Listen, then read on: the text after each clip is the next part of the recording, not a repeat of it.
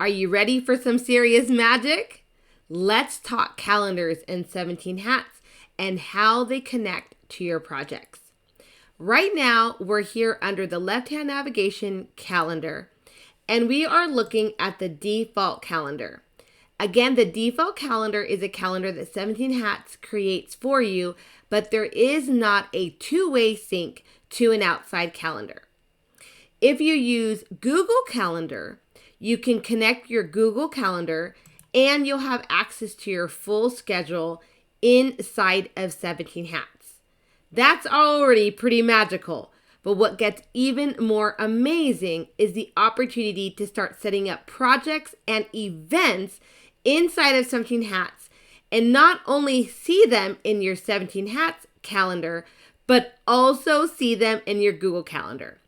And if you're anything like me, you have your Google Calendar synced to everything possible. Mobile devices, iPads, phones, so that way you don't miss out on anything. So let's see what that looks like. Let's go back to contacts. Remember our contact that we created? But we did not create a project. Why?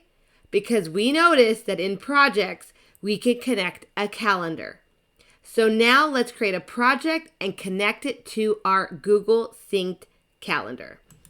This is a project that I'm doing with an individual that's helping me with a 17 Hats video series.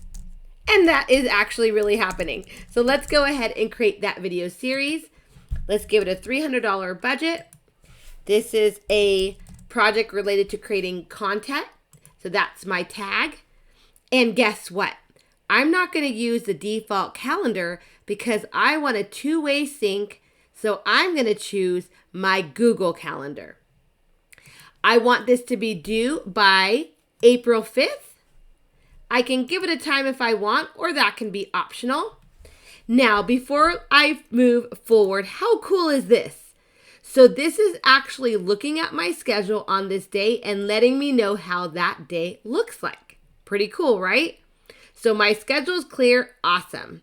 I can add a location and I can choose whether I want this project to be visible in the client portal or not. For now, let's keep that open so that way we can have it ready for a discussion later. Let's click on Save. That's going to open the entire project portal, which we're going to talk about in a different video because there's so much to talk about when we talk about projects. For now, I want to stay with calendar. Let's click on Default Calendar to see what the calendar would look like if I would have chosen the 17 Hats calendar. Of course, there's nothing there.